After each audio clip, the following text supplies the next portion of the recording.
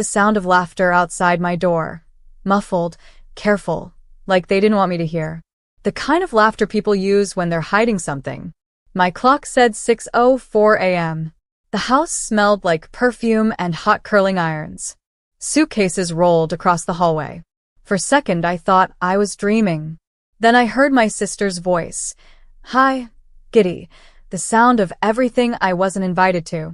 Mom, did you pack the champagne? Before we begin, drop a comment and tell us where are you from and from which city you're watching our videos?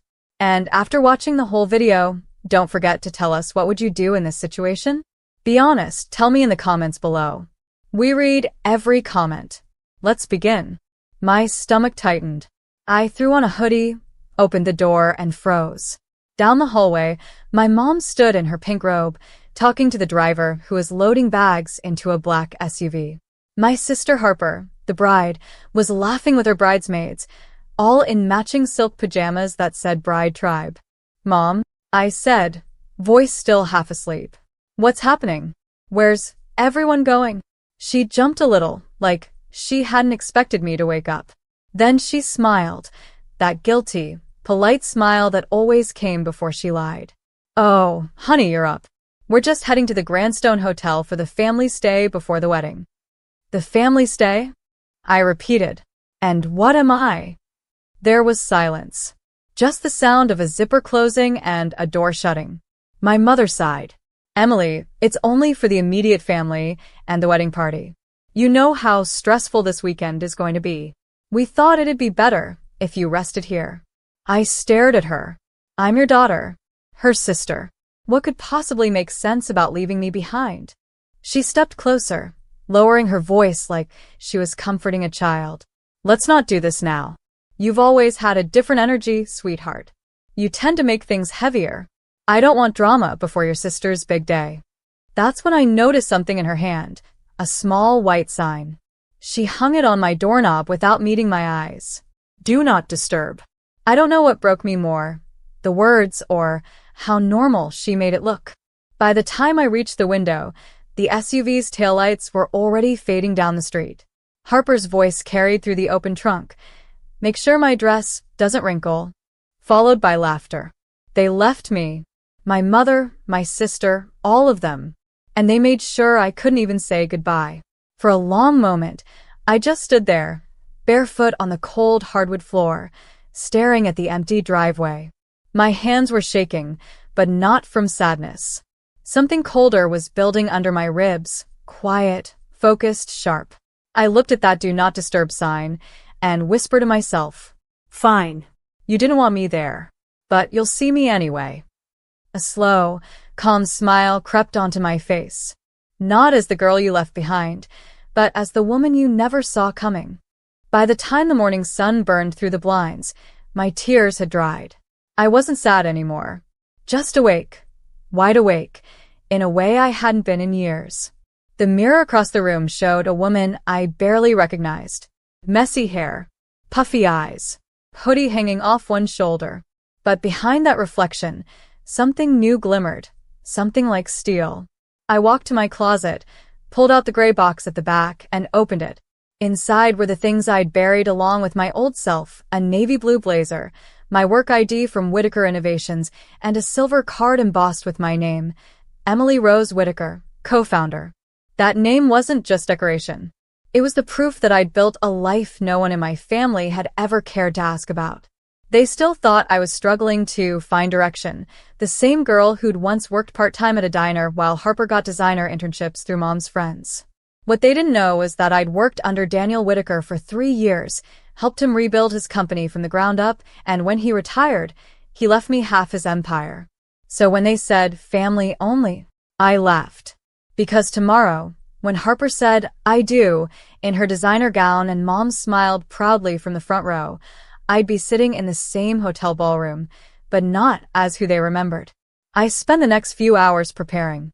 My old self wouldn't show up in a hoodie. She'd walk in like thunder wrapped in silk. By noon, I was at the boutique downtown, the one with glass doors and quiet jazz humming inside. The sales associate's eyes widened when I stepped in. Ms. Whitaker? She asked. We haven't seen you in months. I need something for a wedding, I said simply. Something that doesn't apologize for showing up. 2 hours later, I had it, a long, fitted midnight blue gown that shimmered under light but demanded silence when I moved. Classy, elegant, commanding. No cleavage, no show, just power stitched into fabric. I checked my phone. 6:10 p.m. The wedding was at 7. Perfect. I arrived at the Grandstone Hotel as the sun melted behind the skyline. The building glowed gold, tall and expensive, the kind of place my mother used to say wasn't for our kind. I stepped out of the car, heels clicking on marble head high. Inside, chandeliers burned bright like daylight. Guests in tuxedos and gowns laughed, took pictures, sipped champagne. And at the far end of the room, there they were, my mother, her hair pinned into perfection, laughing with Harper, who looked every bit the princess in white lace. For a moment, the air in my lungs turned to stone. Seeing them so happy after deliberately locking me out hit hard. But then Harper turned, her smile faltering as she saw me. "Emily," she said, disbelief dripping from her voice. "What are you doing here?" Every head nearby turned. I smiled calmly. "I'm just here to congratulate my family," I said, voice steady but carrying through the room. "After all, it's not every day your sister gets married." Mom's lips tightened. "We didn't think you'd come." "Of course not," I said softly, stepping closer. "You made sure of that, remember? The sign? Do not disturb?" A few guests murmured. Harper shifted uncomfortably, glancing at her friends. "Emily, please don't make a scene." "Relax," I said, still smiling. "I'm not here to ruin your perfect day." Before she could respond, a voice came from behind me. "Mrs. Whitaker, we've prepared your table in the front row." Every jaw around us dropped. Mom's eyes widened. "Mrs. Who?" I turned slightly, meeting the event coordinator's gaze. "Thank you, Ava," I said warmly. The woman nodded, then turned to the guests. "This is Mrs. Emily Whitaker, one of the major sponsors of tonight's event." Gasps. Whispers. Even Harper's groom, Colton, blinked like he'd seen a ghost. "Wait," Mom stammered. "You're—" I leaned in, lowering my voice. "Not the girl you left sleeping this morning." She didn't answer. She didn't have to. Her silence said everything. The rest of the night moved in slow motion. I watched Harper walk down the aisle, glowing under chandeliers that I had unknowingly helped pay for. My company had sponsored the hotel's new conference wing, the very one this wedding was using. The irony wasn't lost on me. When the ceremony ended, I stayed quiet, polite, composed. But during the reception, when it was time for speeches, the microphone found its way into my hand. "Hi, everyone," I began, my voice calm, collected. "I'm Emily, the sister who wasn't on the guest list this morning." A few laughs of discomfort rippled through the crowd. Harper froze, her smile glued in place. "But I'm here now," I continued, "because sometimes life has a funny way of giving back what others try to take away. I may not have been invited, but I'm grateful, because being left behind pushed me to become who I am today." I glanced at Mom, the kind of woman who doesn't need a family's permission to belong. The room fell quiet. For the first time, my mother looked small. Harper stared at her hands. I smiled gently.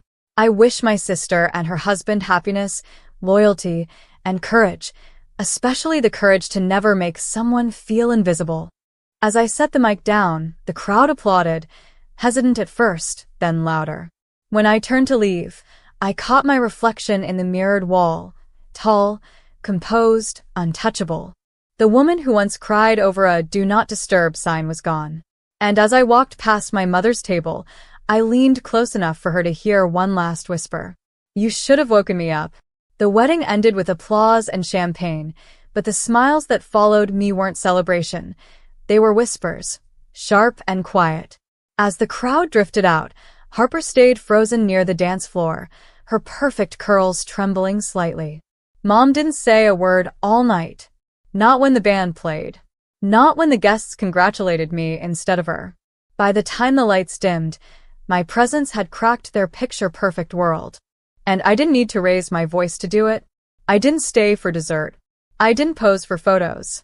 I just nodded to the event manager and walked out, calm, graceful, unstoppable. The night air outside the grandstand felt clean, almost electric. I didn't look back at the ballroom. I didn't need to. The damage wasn't loud. It was silent, cold, permanent. The next morning, I checked out early. As the elevator doors closed, I caught a flash of Harper in the lobby, still in her bridal robe, dark circles under her eyes, arguing quietly with our mother. Her voice cracked. She embarrassed me in front of everyone. I didn't smile. I didn't even blink.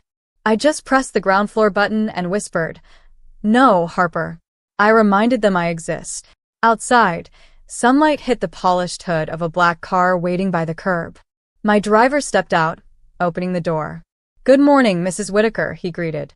"Morning, Ryan," I said, sliding into the back seat. "Let's go to the office." I wasn't done, because the truth was, last night wasn't revenge. It was revelation. The real reckoning was still waiting. At Whitaker Innovations, the glass building shimmered in the morning light. Employees stopped mid-conversation when they saw me walk in. My assistant, Lauren, hurried over, holding a tablet. "Morning, Emily. The press requests came in from the wedding. You're trending. People are calling you the mysterious guest who stole the show." I let out a quiet breath, half a laugh. "Let them talk." She hesitated. "There's more. Your mother called the office. Twice." I raised an eyebrow. "And she wants to meet. Said it's urgent." I nodded. "Good. Let's give her 10 minutes of my very busy day." Lauren smiled carefully. "I'll tell reception." When my mother walked into my office an hour later, she looked smaller than I remembered, hair undone, voice tight, holding her purse like a shield. "This is impressive," she said quietly, looking around. "You've done well for yourself." I leaned back in my chair. "You sound surprised." "I suppose I am," she admitted, forcing a smile. "You never told us any of this, Emily." "You never asked," I replied. She sighed, sitting down. "Look, about yesterday, maybe we could have handled it better, but you hung a do not disturb sign on your own daughter's door." I didn't raise my voice. "You left without waking me." "That wasn't a mistake, Mom. That was a message." Her lips trembled. "We thought you'd make Harper nervous. She always felt overshadowed by you, even when you didn't try. I just wanted one weekend without conflict." "So you erased me?" "Don't say it like that. How else should I say it?" I cut in. "You made me invisible to keep her comfortable. That's not peace, Mom. That's cowardice dressed as kindness." She blinked, caught between guilt and defense. "I was trying to hold our family together." I stood up, walked around the desk, and stopped in front of her. "Then why does it feel like you only held on to the parts you liked?" She didn't answer. For a long moment, the silence between us was heavy, like all the years she'd chosen not to see me pressing down at once. Then I spoke softly. "I'm not angry anymore. I just learned something from all this. Family isn't the people who share your last name. It's the people who don't leave you sleeping while they celebrate together." Tears filled her eyes, but I didn't reach out. "Not this time. You made me an outsider in my own home," I said quietly. "Now I'm just giving you what you wanted, distance." She looked up. "Emily, please. Don't cut us out." I took a deep breath, then said something I'd rehearsed all night. "I'm not cutting anyone out. I'm just not waiting by locked doors anymore." Her lips parted to speak, but I was already walking toward the window. The city skyline gleamed outside, high, bright, alive. "I have meetings to attend," I said finally. "If you'd like to stay for lunch, Lauren will arrange something." But she didn't stay. She left quietly, just like she had that morning. Only this time, I was the one who closed the door. That evening, as the office emptied, I stood alone by the glass wall watching the sun fade. My phone buzzed, a text from Harper. "Harper, you didn't have to humiliate Mom. She's been crying all day." "Me? She taught me how to handle silence." "I just returned the lesson." "Harper, you've changed." "Me? No." I just stopped apologizing for existing. I put my phone down and smiled faintly. Outside, City lights blinked on one by one, glowing reminders that even in darkness, something always rises. I wasn't the forgotten daughter anymore. I wasn't the quiet one, the one told to not make it harder. I was the woman who walked into the same ballroom they once locked me out of, and made the entire world remember my name. And I hadn't even started yet. A week later, Charleston buzzed with quiet gossip. The story of the sister who showed up uninvited and stole the spotlight had spread faster than champagne at a wedding. But behind the gossip, something deeper happened. A shift in the air. People who once looked through me now looked at me. I didn't chase the attention. I didn't post, explain, or justify. I just worked. Mornings at Whitaker Innovations turned into 12-hour days, and every decision I made reminded me how far I'd come from the girl who once needed permission to belong. Still, part of me waited for one call, one text, one apology. None came. Until Thursday. I was in a meeting when Lauren knocked gently. "Emily, it's your sister. She's here." My chest tightened, but my voice stayed calm. "Send her in." Harper stepped inside, heels clicking, hands trembling slightly. Gone was the picture-perfect bride. The woman standing before me looked like she hadn't slept since the wedding. "You look different," I said softly. "So do you," she whispered. "Everyone's been talking about you. Mom hasn't stopped crying." I sighed. Crying because she's sorry? Or crying because people finally saw the truth? She flinched. "You think you're the only one who got hurt? I wanted you there, I begged Mom to invite you." "Then why didn't you?" Her voice cracked. "Because she said you'd ruin everything." And I believed her. The room went still.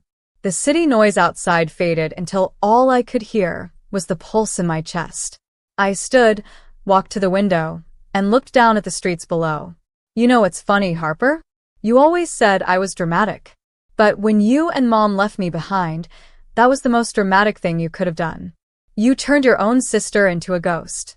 She swallowed hard. "I didn't mean to." "I know. I cut in. But you did. And that's the difference between intent and impact. You didn't mean to, but you did it anyway because it was easier than standing up for me." Her lip trembled. "What do you want me to say?" "Nothing," I said quietly, turning back to her. "Just learn from it. Next time you see someone standing alone, don't walk away." For a moment, neither of us spoke. Then she stepped closer, eyes wet. "Can we start over?" I studied her face, the one that once carried all the praise I was denied, and for the first time, I didn't feel envy. Just peace. "I already did," I said simply. "I started over the day you left without waking me." She nodded slowly, understanding what I meant. That forgiveness didn't mean returning to the same table. It meant building my own. When she left, I didn't feel triumph. I felt clarity. That night, I drove back to the old house, the one where the Do Not Disturb sign still hung on my door. The paint was peeling, the porch light flickered, and for the first time in years, I felt nothing but gratitude for the silence inside. I took the sign off the knob, folded it neatly, and tucked it into my coat pocket. Not as a wound, as proof. Proof that sometimes being shut out is the greatest invitation to begin again. As I walked away, the wind brushed against my hair, carrying a faint echo of laughter. But it didn't sting anymore. I wasn't the forgotten sister. I wasn't the quiet one. I was the woman who turned rejection into revelation. And from that night on, no door, no